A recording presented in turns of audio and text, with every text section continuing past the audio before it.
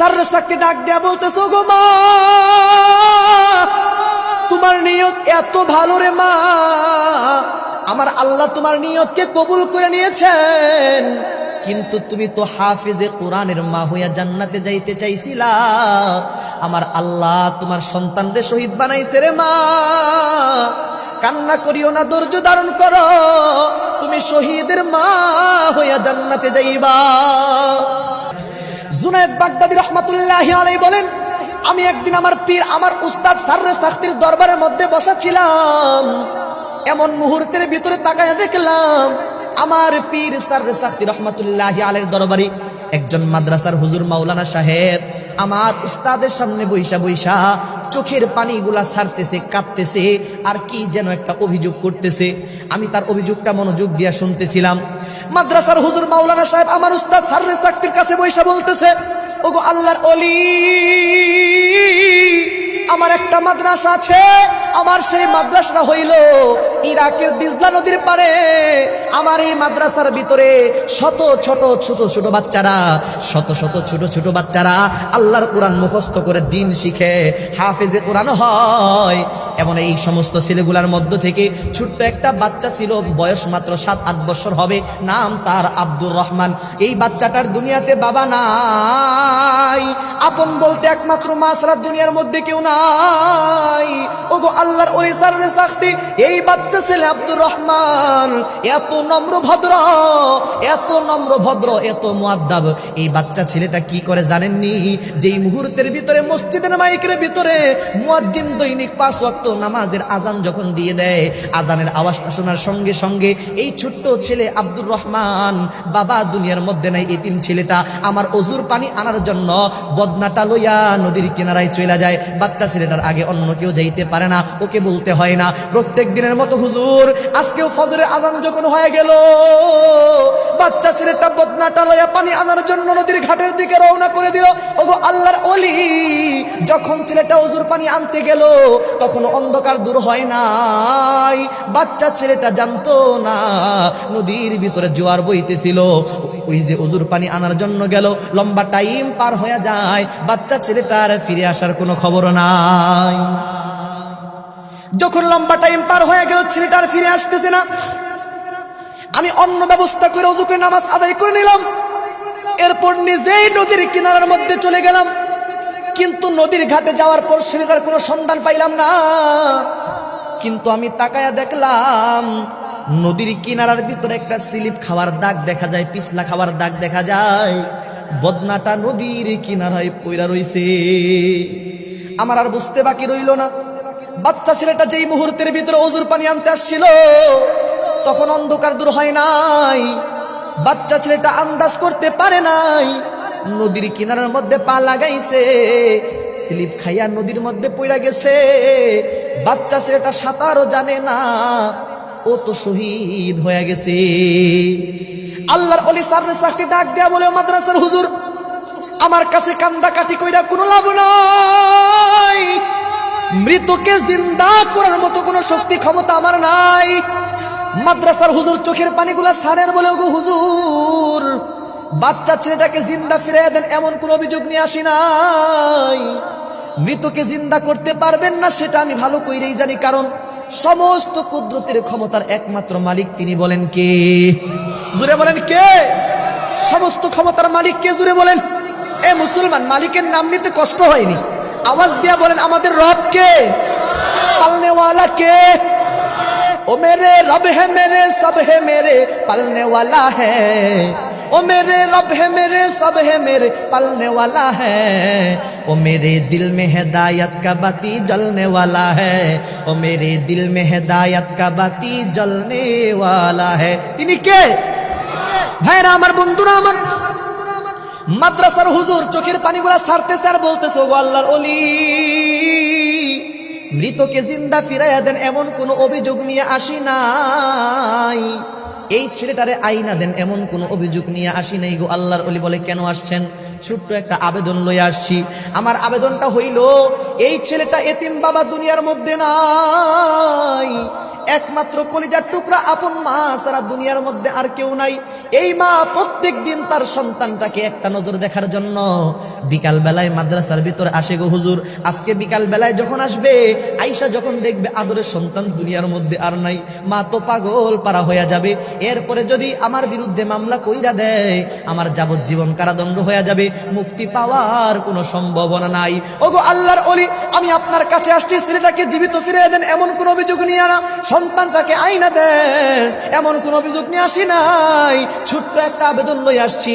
আমার আবেদনটা হইল, আপনি যেহেতু দেশ বিখ্যাত আল্লাহর ওলি, আপনি যদি মহিলাটার একটু ডাইকা নিয়ে আইসা একটু বুঝাইয়া বলেন, ওরে মা, তোমার সন্তান তো শহীদ হয়ে গেছে, তুমি ধৈর্য ধারণ করো, তুমি শহীদের মা হইয়া জান্নাতে যাইবা। এই কথাগুলা যদি একটু বুঝাইয়া বলেন, মহিলাটা হয়তো আমারে মাফ করে দিতে পারে। এই ছোট্ট একটা অভিযোগ নিয়ে আপনার কাছে আবদার লইয়া আসছি। আল্লাহর ওলি বলেন, ও মাদ্রাসার হুজুর, আপনি কি সেই মহিলার বাড়ি চিনেন কিনা? বলে হ্যাঁ চিনি। কয় ডাইকা নিয়ে আসেন। মাদ্রাসার হুজুর সেই বাড়িতে চলে গেছে। ঘরের পিছনে যাইয়া ডাক দেয়া বলতেছে, ও আব্দুর রহমানের মা, বাড়িতে আসেননি? ঘরে আসেননি? মা ঘরে আসেননি। মহিলাটা ডাক দিয়া বলে, কে গো বাবা? মাদ্রাসার হুজুর ডাক দিয়া বলে, আমি মাদ্রাসার হুজুর আব্দুর রহমানের হুজুর। দিয়া বলে, বাবা রে, এই মুহূর্তে আপনি আমার বাড়িতে কেন আসলেন? আল্লাহর ওলির দরবার থেকে আসা। মাদ্রাসার হুজুর তারে ডাক দিয়া বলে, ও গো মা, আল্লাহর ওলি সাররে সাখতি আপনার একটু সালাম জানাইছেন, চলেন না তার দরবারে একটু চইলা যাই। মহিলাটা বুরকা পরলেন, পর্দা করলেন, আল্লাহর ওলির দরবারে চলে গেলেন। সালাম দিয়া যখন প্রবেশ করলেন, আল্লাহর ওলি সাররে সাখতি ডাক দিয়া বলতেছে, ওরে মা, তোমার স্বামী কোথায়?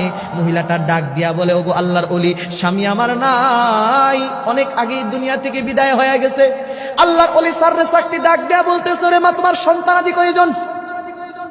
মহিলাটা ডাক দেয়া বলতেছে, গো আল্লাহর ওলি, আমার একটা মাত্র সন্তান, আর দুনিয়ার মধ্যে কোনো সন্তান আপন বলতে কেউ নাই।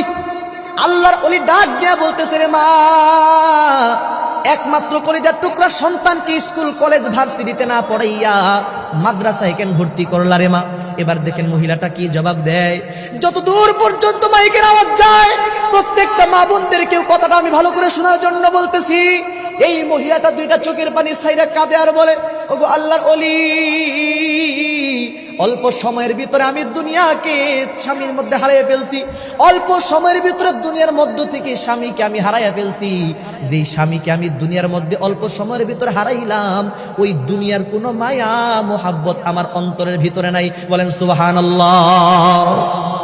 একমাত্র কলিজার টুকরা সন্তানকে মাদ্রাসায় ভর্তি করাইছি, তার কারণ হইল, কোন একটা মাহফিলের মধ্যে শুনলাম মাওলানা সাহেবরা ওয়াজ কইরা শুনাইলো, সন্তানদেরকে হাফেজ বানাইলে, আলেম বানাইলে, হাফেজে কোরআন বানাইলে নাকি কিয়ামতের ময়দানে নূরের মুকুট মাখা মাথায় দিয়া আব্বা আম্মা নাকি জান্নাতে যায়।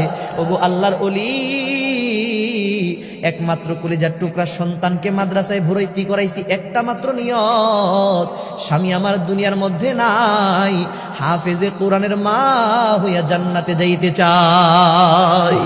আর জোরে বলেন না সুবহানাল্লাহ।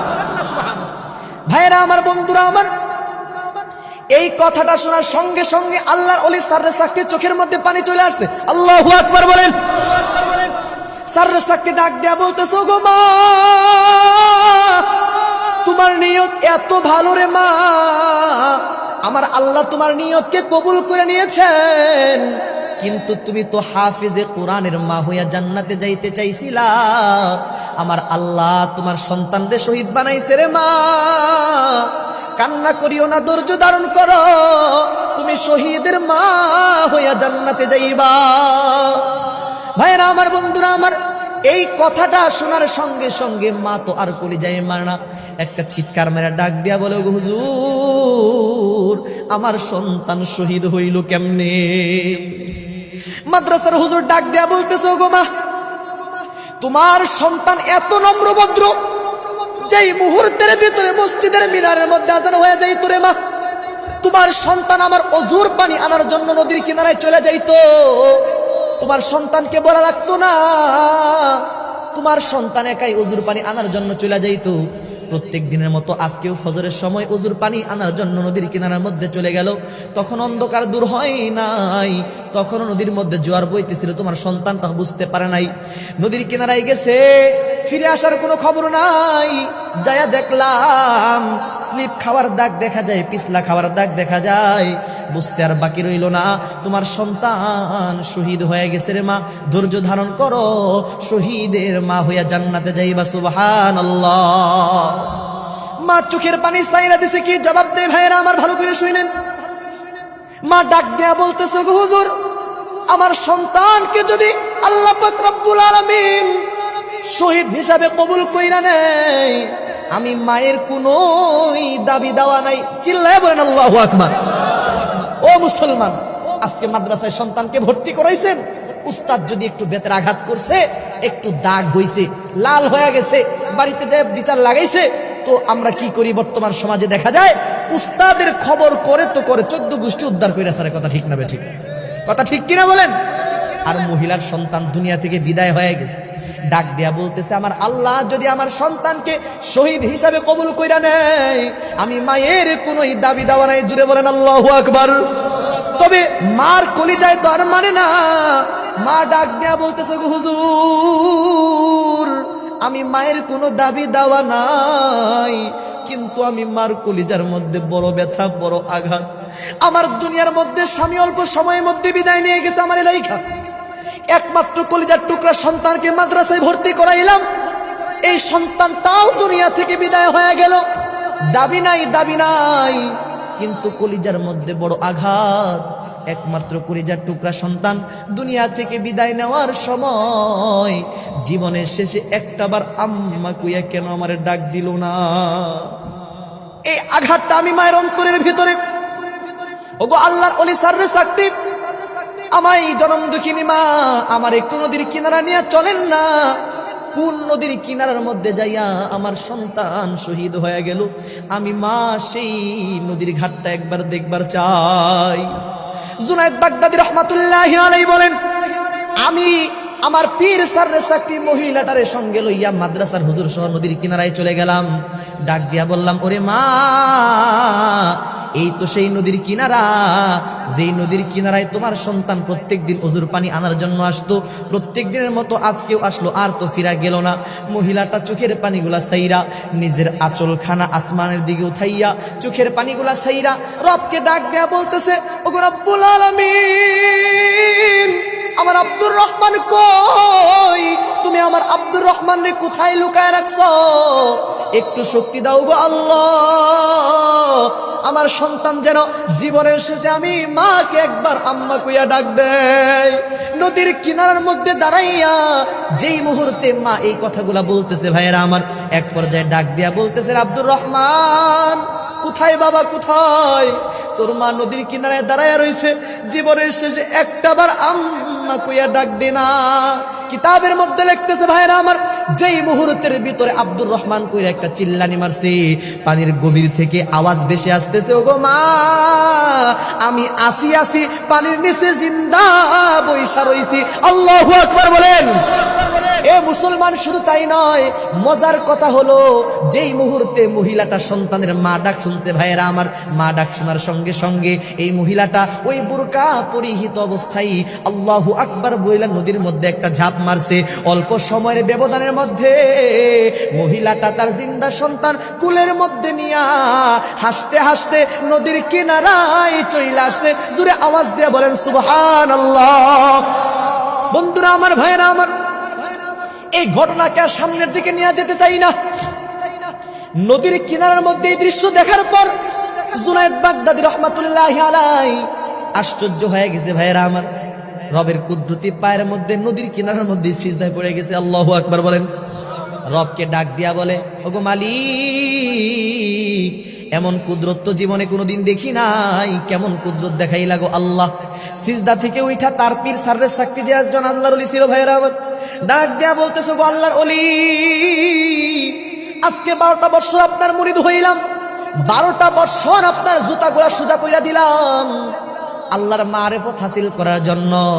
আজকে 12 বছর আপনার মুরিদ হইলাম, তামাম 12 বছরের ভিতরে এমন কোনো কুদরত দেখলাম না কোনোদিন। আজকে যে জিনিসটা দেখলাম নদীর কিনারার মধ্যে, এমন একটা আশ্চর্য ঘটনা জীবনে কোনোদিন দেখি নাই গো আল্লাহর ওলি। ও গো আল্লাহর ওলি, আমি আজকে আপনাকে নদীর কিনারার মধ্যে দাঁড়াই একটা প্রশ্ন করতে চাই। যদি এই প্রশ্নের জবাবটা নদীর কিনারায় দাঁড়ায় দিতে না পারেন, তাহলে আমি জুনাইদ আপনার মুরিদ থাকবো না। আল্লাহু আকবার বলেন। বলে কি প্রশ্ন আমারে বলো না।